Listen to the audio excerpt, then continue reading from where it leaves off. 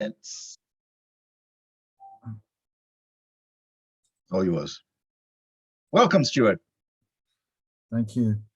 If I, with my academics hat on, I'd want to do a kind of historical argument for the other institutions that led up to the foundation of Carifesta.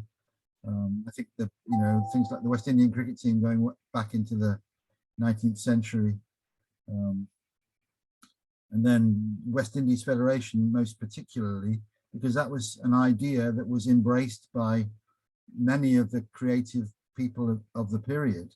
I mean, Derek Walcott was the official poet of the Federation.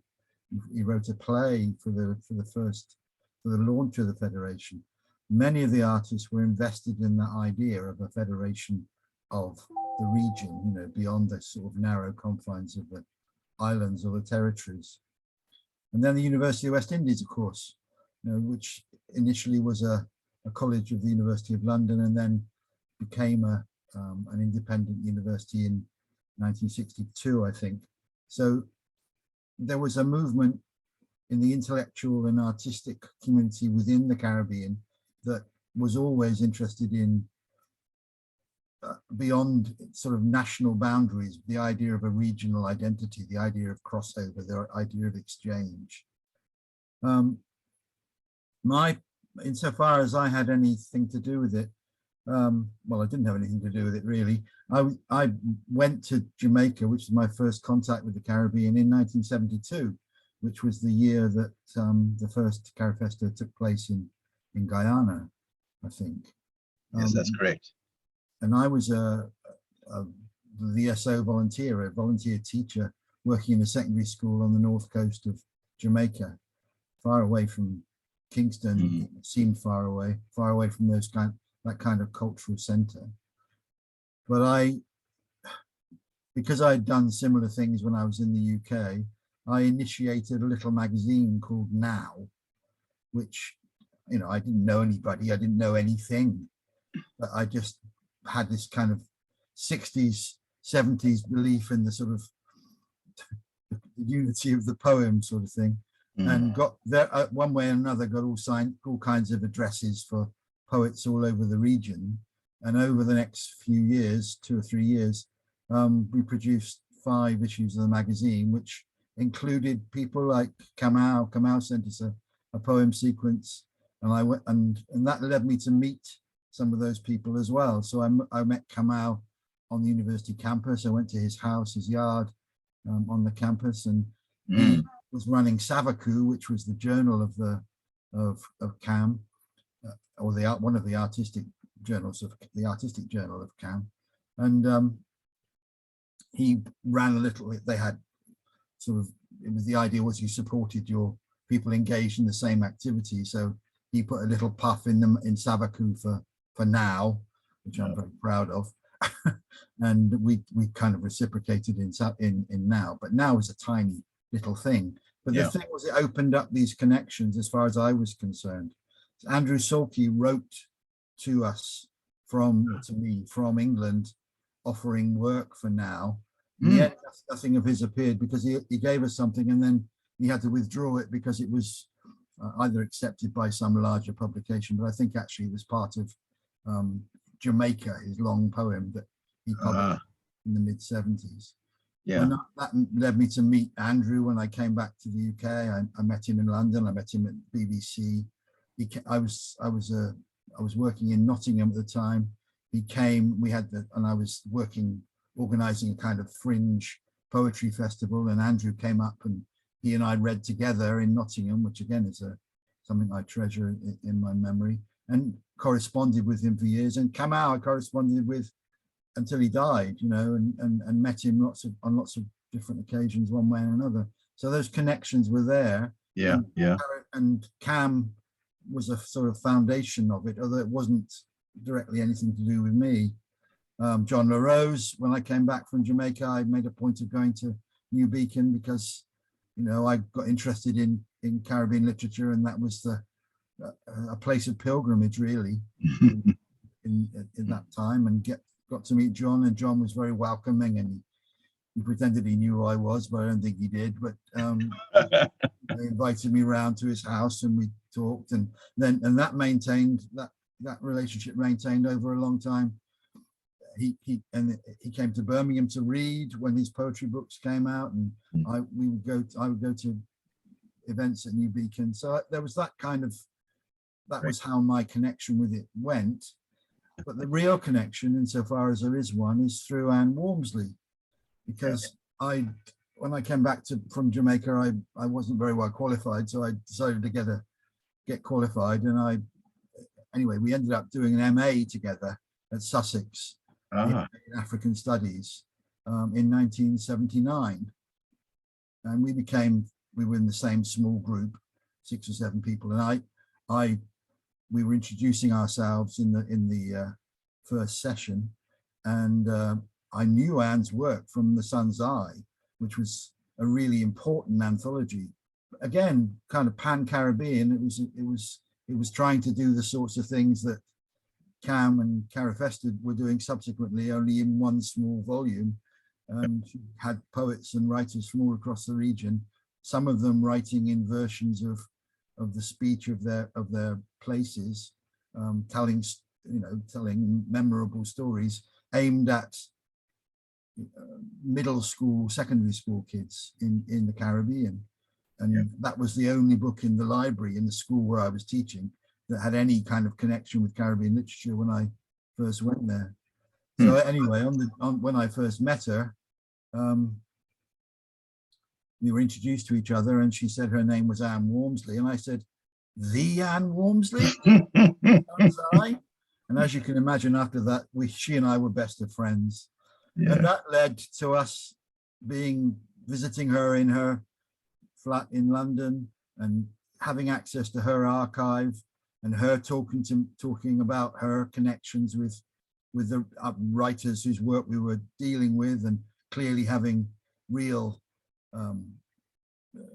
personal relationships with many of them.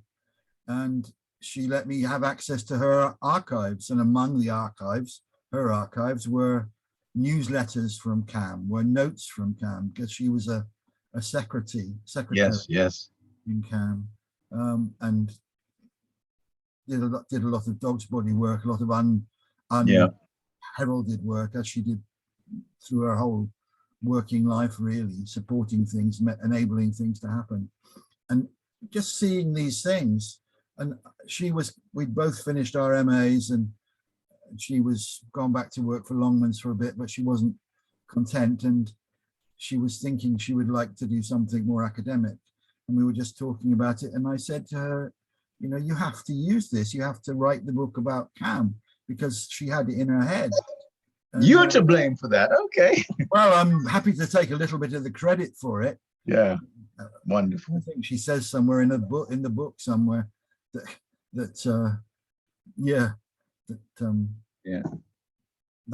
was how that was initiated.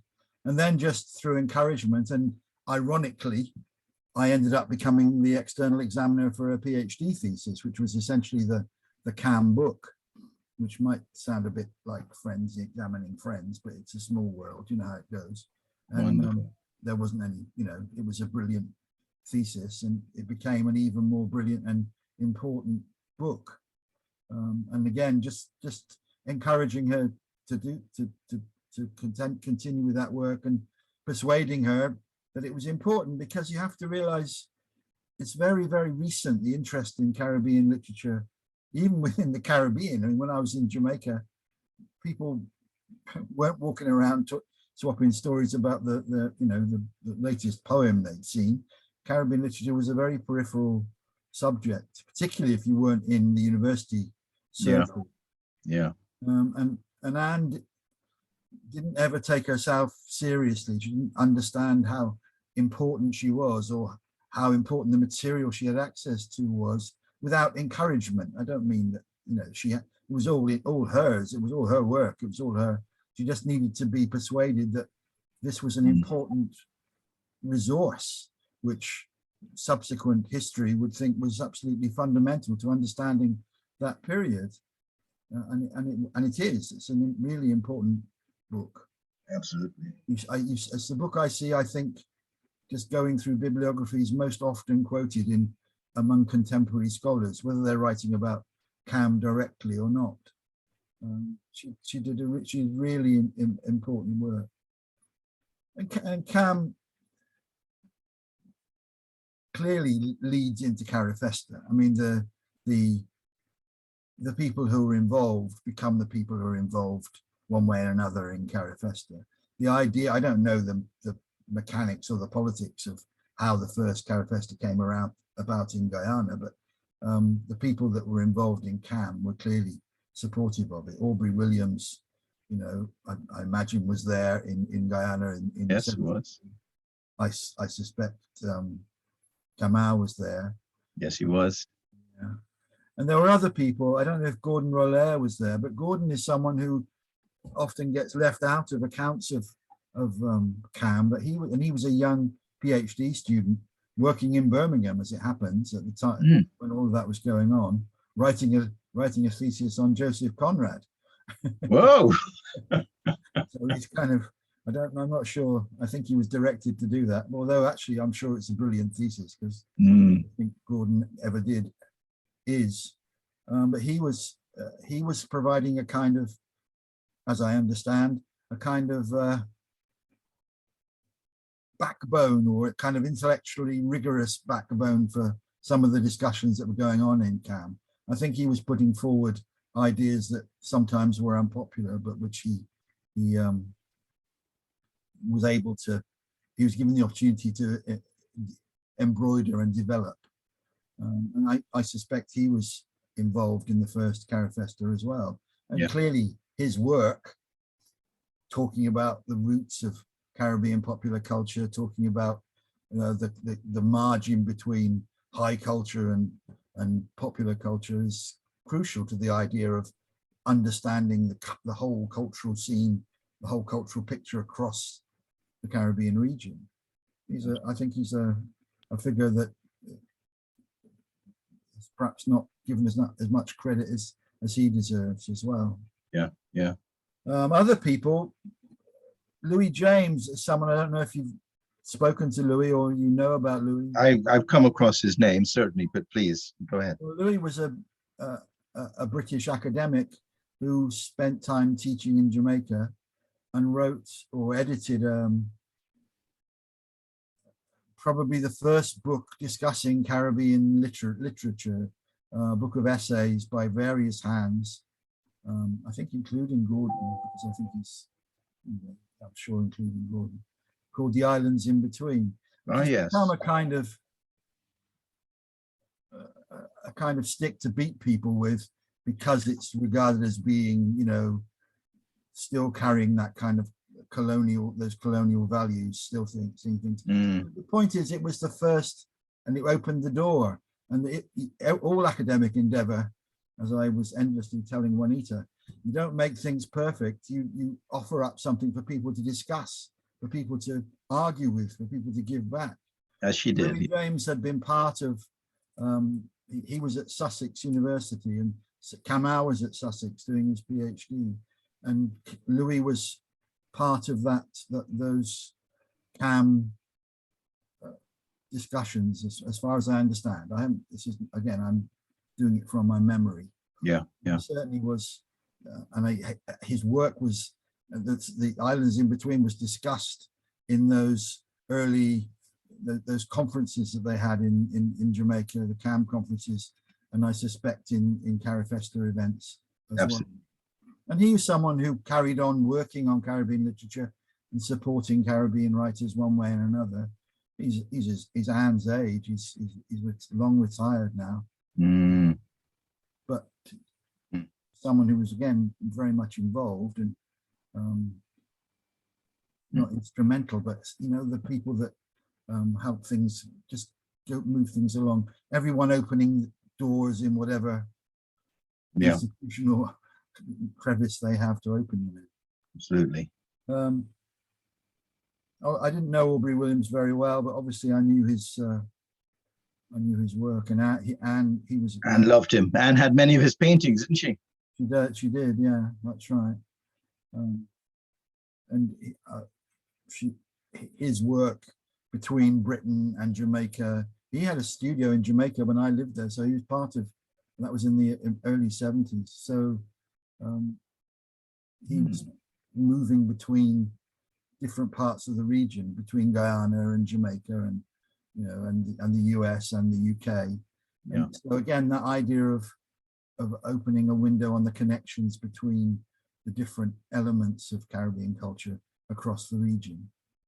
And although he was very interested in Amerindian culture in Guyana, he was also, he was part of that, the kind of modernist movement interested in developments in painting in the US in the 60s and 70s. So bringing together things. I think Cam, you read so often of West Indian students in Britain saying that it wasn't until they came to London that they realized they were West Indians, because they never met other people from other islands or other territories, No, we didn't. Even in the Eastern Caribbean, where you can quite often see the islands across the way, but and there's still a kind of tension and ambivalence about the relationships between people from different islands, but that sense that there's something apart from, the history is overarching, the sense of the response to history is overarching as well, and the sense of the cultural commonality, but also cultural exchange, which I think is in a way the essence of Caribbean culture. It's about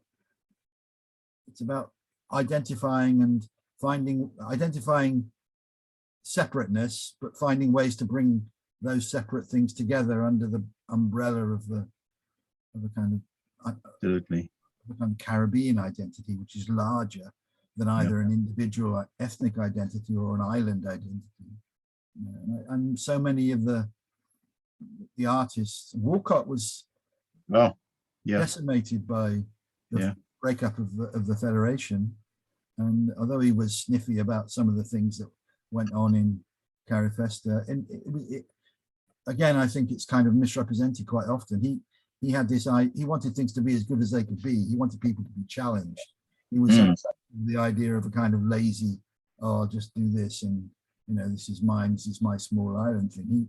He wasn't interested in that in relation to his own work or anybody else's, I think. And so that feeds in as well. I don't know about Walcott and Carifesta. Yeah.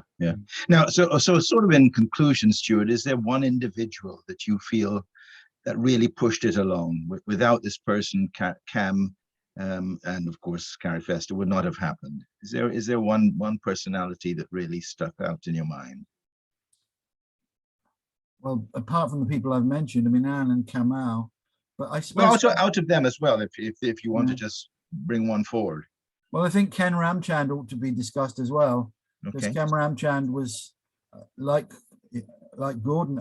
I didn't realize Ken was in Jamaica in the 70s, teaching at the UWI, and he was involved also with Cam, I think, when he was in London. Yes, he was.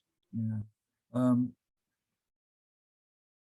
and he, his books, his Study of the West Indian Novel, whatever it's called, that again is a kind of foundational text, along with the islands in between. Again, something that's much picked up and picked apart and picked on, but these days, because looking at things from a kind of mid-21st century perspective, it's carrying values which people are more suspicious of, but it took this work seriously.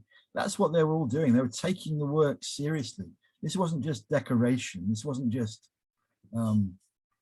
pretty pictures. This wasn't, the stuff that was in the anthologies or in the little local exhibitions you saw when you went to the islands for the tourists. This was the region taking itself seriously. And all of these people, Kamau was the real driving force as far as I was concerned in the area of literature. And actually echoes that as well. Yeah. John was the kind of, gave it a location and a structure and a continuity. But Kamau he was a genius, he was the one who, in his own work, his own practice, in his encouragement, he was the most encouraging person you ever encountered. you know, he was very kind to me in all sorts of ways, but it was whoever. He wanted people to do the best they could do, and that meant, you know, engaging with all the things they needed to engage with. And I think Yes. I think that went into his. I'd love to have been at those CAM meetings, reading the newsletters and reading I suppose the nearest that you would have come to it afterwards would have been on the corridor of the University of the West Indies, when Ken Ramchand had an office and Gordon Rollaire had an office, and they were coming at things from slightly different angles, Oh, taking it all very seriously. That's the yes. point.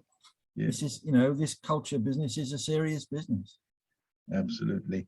Yeah, So that's what yeah, I yeah. wanted to say. Well, thanks a lot. Waffled And by the on. way, all of those newsletters and CAM, well, bits and pieces, if you will, are available at the George Padmore Institute. You're there now. Yeah. I've actually been there and spent a whole afternoon just copying stuff. So Anne left everything in good shape. Yeah, well, she had a wonderful archive. Wonderful. Absolutely. Well, with that, I'm thanking you tremendously for your input. It's invaluable, and it will be added to my presentation on Saturday. Okay, Thank well, you. good luck with it, Rod. Yeah. Thanks a lot.